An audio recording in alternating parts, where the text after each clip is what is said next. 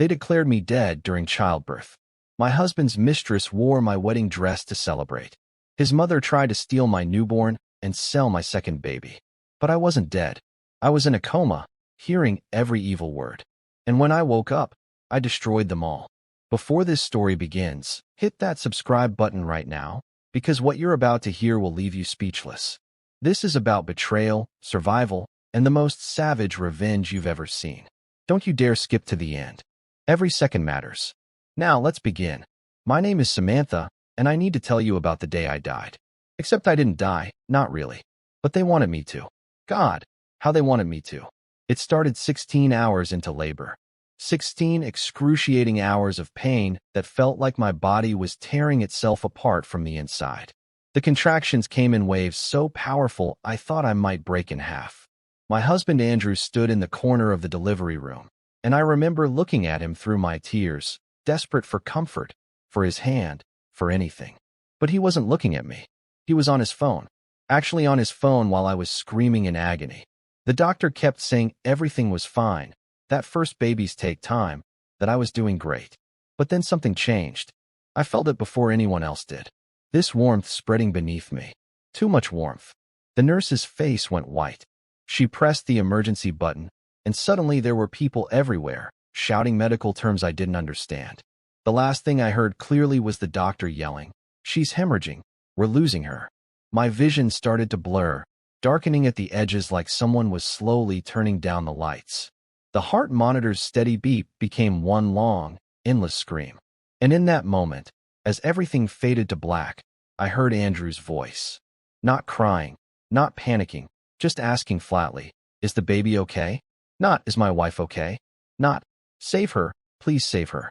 Just concern for the baby. That should have told me everything I needed to know. Then there was nothing. Complete darkness. Complete silence. I thought that was it. I thought I was dead. But then I started to hear things. Muffled voices. The sound of wheels on linoleum. Cold air on my skin. I tried to open my eyes, tried to scream, tried to move even a single finger. Nothing worked. My body was a prison, and I was trapped inside it. I heard a sheet being pulled over my face. I felt the texture of it against my nose, my lips. I heard the doctor's tired voice. Time of death, 3:47 a.m. And I was screaming inside my head. I'm not dead. I'm alive. I'm right here. But no sound came out. Nothing moved. I was being wheeled somewhere. I could feel the motion, hear the squeaking wheels. The morgue. Oh God, they were taking me to the morgue. The metal table was so cold beneath my back. I could feel every degree of that cold, but I couldn't shiver, couldn't react. I heard the morgue attendant humming some song, heard him moving around, preparing to do whatever it is they do to dead bodies. My mind was racing with terror. This is how it ends, I thought. Conscious, but paralyzed while they wait. The attendant's voice cut through my panic. "Wait, I think I feel a pulse. Oh my God, I feel a pulse." The next few hours were chaos. I was rushed back to the emergency room. I heard machines beeping, people shouting orders, Andrew's voice in the distance asking what was happening. And then a different doctor, explaining something to Andrew in a calm, professional tone that made my blood run cold. "Your wife is in what we call a locked-in state. It's an extremely rare condition. She's in a deep coma, but there's a possibility she can hear and process what's happening around her, even though she can't respond in any way. We have her on life support now." There was a long pause. And then Andrew asked, and I'll never forget the tone of his voice, "Can she recover?" "It's unlikely," the doctor said. "Maybe a 5% chance. She could be like this for months, years, or she may never wake up." I waited for Andrew to break down, to cry, to beg them to do everything possible. Instead, I heard him say, "I need to make some calls." And he walked away. That's when I heard her voice for the first time. His mother, Margaret. I'd always known she didn't like me, but the coldness in her voice that day was something else entirely. "So she's a vegetable now?" Margaret said it like she was asking about the weather. "We don't use that term," the doctor replied, clearly uncomfortable. "How long do we keep her like this?" Margaret pressed. "What's the protocol?" "Mrs. Mitchell, your daughter-in-law is a human being who is brain dead and costing money every minute she lays there. I'm asking you, doctor, what are our options?" I heard the doctor sigh. "After 30 days, if there's no improvement, The family can discuss options regarding life support. 30 days, Margaret repeated. That's manageable. They left, and I was alone with the beeping machines and my screaming thoughts. But then, through some miracle or curse, I heard them again. A nurse had accidentally left a baby monitor on in my room, and it was picking up voices from the hallway. Andrew's voice, Margaret's voice, and a third voice I recognized immediately. Jennifer, Andrew's assistant. The woman I'd suspected he was having an affair with for months. This is actually perfect, Margaret was saying. Perfect? Andrew sounded confused. Mom, my wife is in a coma. Exactly. She's as good as dead, Andrew. You have the baby. You'll have the insurance money. And Jennifer can finally step into her rightful place. But she's still technically alive, Andrew said. And I noticed he didn't sound horrified. He sounded uncertain, like he was working through a problem. Not for long, Margaret said. Hospitals hate keeping coma patients. Too expensive. Give it 30 days, then we pull the plug. Clean legal. No one will suspect anything. What about her parents? Andrew asked. I'll handle them. We tell them she's already dead. Closed casket funeral, cremation, the whole thing. They live 4 states away. They'll never know the difference. Jennifer's voice was soft, almost gentle. Are you sure about this, darling? I've never been more sure of anything, Margaret said, and I could hear the smile in her voice. Soon you'll have everything you've ever wanted. The house, the husband, the baby, everything. I was screaming inside my head. I was screaming so loud I thought surely someone would hear. But my body lay still as death. 3 days later, a nurse came in, talking to another nurse about that poor woman's baby. I learned I'd had a girl. They were calling her Madison, not Hope, the name I'd chosen. Margaret had changed it. The grandmother is very controlling, one nurse whispered. She won't even let the mother's parents visit, said they're too emotional, not on the approved list. That's awful, the other nurse replied. And did you see that woman who keeps visiting? The husband's girlfriend. She's already acting like the baby's mother. I know it's sick. The poor woman's not even dead yet, and they've already replaced her. Not even dead yet. Those words echoed in my mind. I was a ghost haunting my own life, watching it be stolen piece by piece. My father called the hospital on day 5. I heard the receptionist on the phone in the hallway. I'm sorry, sir. You're not on the approved visitor list. No, I understand you're her father, but I have strict orders from the husband and mother-in-law. No, sir, I can't override it. I'm very sorry. Then my father must have called Margaret, because I heard her on the phone an hour later, standing right outside my door. George, I'm so sorry to tell you this, but Samantha didn't make it. She passed away early this morning. It was very peaceful.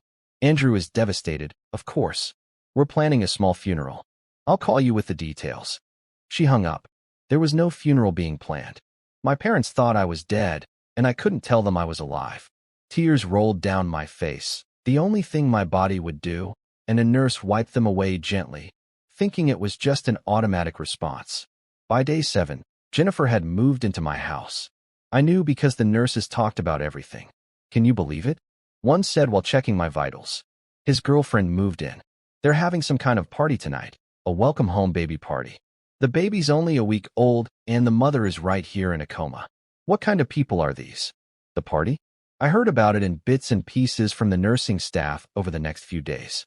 Margaret had sent my parents the wrong address and time. They'd shown up 2 hours late to find the party in full swing. Jennifer holding my baby. Andrew introducing her as Madison's new mother. My mother screaming. My father trying to get past security. Margaret having them forcibly removed from the property. That's my daughter's baby, my mother had cried. That's my granddaughter. And Margaret had replied, cold as ice. Not anymore. You have no rights here. The nurses were appalled.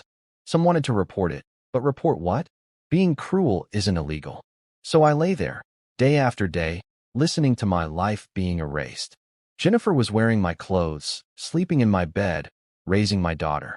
They'd thrown away all my photos, redecorated the nursery, changed everything that reminded them of me. On day 14, Margaret met with an insurance agent in the hospital cafeteria. One of my nurses overheard and told another nurse right outside my door, thinking I couldn't hear. That woman is actually discussing life insurance while her daughter-in-law is upstairs in a coma. She was asking when they could claim the $500,000. The agent told her, not until life support is removed and death is declared. She actually smiled and said, "That's day 30. Perfect." They were counting down the days until they could kill me legally. But then, on day 20, everything changed in a way none of us expected. Dr. Martinez requested an urgent meeting with Andrew. I heard Andrew's annoyed voice in the hallway. "What now?" "I'm very busy. Mr. Mitchell, it's about your wife's delivery. There's something you weren't informed about." Dr. Martinez sounded nervous. "I'm listening." "Your wife delivered twins. 2 babies. Twin girls." The silence that followed was deafening. "What?" Andrew's voice was barely a whisper. "What did you just say?" "During the emergency, your wife delivered twins. The second baby needed intensive care. She's been in the NICU this entire time. She's stable now." "And why wasn't I told?" Andrew's voice was rising. "We tried to inform you multiple times, but you said to handle all medical matters and not bother you with details unless absolutely necessary. We've been focused on keeping both babies healthy. The second baby is thriving now and ready to. Who knows about this? Just the medical staff directly involved. The baby hasn't been named yet. We were waiting for you to. Don't tell anyone else." "No one. Do you understand?" Dr. Martinez hesitated. "Mr. Mitchell, this is your daughter, your wife's daughter. You can't just." I said, "Don't tell anyone. I need to think." Within an hour, Andrew was back with Margaret and Jennifer. I heard every word through the nurse's station outside my room. Margaret was furious. "2 babies? 2. Why didn't you check? Why didn't you ask?" "I didn't think, I didn't know." Andrew was stammering. "This complicates everything," Margaret hissed. "1 baby we can explain. We have Madison, everyone's seen her. But a second baby? People will ask questions. Where has she been? Why didn't we mention her? So what do we do?" Jennifer asked. There was a long, terrible pause. Then Margaret said something that made my heart monitor spike so violently that alarms went off. "We get rid of her." "What?" Andrew sounded shocked, but not shocked enough. "The second baby. We give her up for adoption, privately. I have a friend who's been desperate for a baby. She'll pay $100,000, no questions asked, cash." "You want to sell my daughter?" Andrew said, but his voice lacked conviction. "She's not your daughter. She's a complication, a loose end. 1 baby keeps your image as the devoted single father. 2 babies? That's suspicious. People will dig into why we never mentioned her, why she was hidden. They'll find out about Jennifer, about everything." "Your mother's right," Jennifer added quietly. "It's cleaner this way. 1 baby, 1 family, no complications." The alarms were still going off. Nurses rushed in, checked my vitals, tried to figure out what caused the spike. One nurse looked at my face and gasped. Her eyes, "There are tears, fresh tears." "Automatic response," another nurse said dismissively. "Happens with coma patients." But the first nurse didn't look convinced. She left my room and immediately found a supervisor. I heard them talking in hushed, urgent tones outside. "Something's wrong." The mother's heart rate spiked right when those people were discussing. "I think she can hear them. I think she heard what they're planning." "We need to call social services," the supervisor said. "And security. They're planning to sell a baby. Can we prove it? We have to try." That night, day 29, just hours before they were scheduled to pull my plug, something miraculous happened. Or maybe it was pure rage that brought me back. Maybe my body finally listened to my mind screaming at it to move, to fight, to wake up. At 11:47 p.m., my right index finger twitched. The night nurse saw it. She called the doctor. By midnight, my fingers were moving consistently. By 1 a.m., my eyes were fluttering. And at 2:17 a.m. on day 29, after nearly 30 days in hell, my eyes opened. The first word I managed to whisper was, "Babies." Not baby. Babies, plural. Dr. Martinez was there. "Mrs. Mitchell, Samantha, can you hear me? Can you understand me?" "Both," I whispered. "My babies, both of them." "Where?" His eyes widened. "You know about the twins?" I looked directly at him, and I let him see everything in my eyes. All the pain, all the rage, all the knowledge. I heard everything. Every single word for 29 days. The doctor's face went pale. Everything. The party, the girlfriend, the plan to pull the plug, the plan to sell my daughter. My voice was getting stronger with each word. I heard it all. Within minutes, there was a flurry of activity. The hospital social worker was called, security was notified, and I asked them to call my parents. When they walked into my room 3 hours later and saw me sitting up, awake, alive, my mother collapsed. My father caught her, and they both just sobbed, holding each other and staring at me like I was a ghost. They told us you were dead, my father said through his tears. They said you were cremated. We mourned you, baby girl. We mourned you. I know, Dad. I heard. I heard everything. I told them all of it. Every evil word, every cruel plan. The social worker's face grew more horrified with each detail. This is criminal, she said. Multiple crimes. We need to contact the police immediately. There's something else, I said. I made a will when I was pregnant. I suspected Andrew was cheating. I updated everything. If something happened to me, custody goes to my parents. The insurance goes into a trust for my children. Andrew gets nothing. My father's lawyer arrived within the hour. Turned out I'd been more prepared than I knew. I'd also installed hidden security cameras in my house months before. They'd captured everything. Jennifer moving in, the party, all of it. At 10 a.m. on day 30, the exact time they were scheduled to pull my plug, Andrew, Margaret, and Jennifer walked into the hospital. Margaret was carrying papers. Jennifer was wearing my perfume. I could smell it from down the hall. They were laughing about something. They walked toward the ICU, and Dr. Martinez intercepted them. Before you go in, he started. We don't have time, Margaret snapped. We have the legal papers. We're terminating life support today. I really think you should. Dr. Martinez tried again, but Margaret pushed past him. Andrew and Jennifer followed. They opened the door to my room. I was sitting up in bed, fully awake, staring right at them. The coffee cup in Andrew's hand fell to the floor and shattered. Jennifer let out a scream. Margaret actually stumbled backward into the door frame. Hello, I said, my voice clear and strong. Surprised to see me? Andrew's mouth opened and closed like a fish. No words came out. What's wrong? I continued. You look like you've seen a ghost. But I'm not a ghost, am I? I'm very much alive. This isn't possible, Margaret whispered. You were brain dead. No, I said. I was in a coma. There's a difference. And you know what's interesting about certain types of comas? Sometimes you can hear everything. Every single thing. Jennifer tried to run, but when she turned, there were 2 police officers standing in the doorway. Nobody moved, one of them said. I looked at Andrew, and I smiled. It wasn't a nice smile. Did you tell them about our second daughter? Oh wait, you were planning to sell her for $100,000. I remember now. I heard that plan too. Andrew went completely white. Second, you know about my twins? Yes, Andrew. About both of my daughters. The one Jennifer's been pretending is hers, and the one you were going to sell to Margaret's friend. Margaret lunged forward, but the officers stopped her. You can't prove any of that. You were in a coma. You couldn't hear. Want to bet?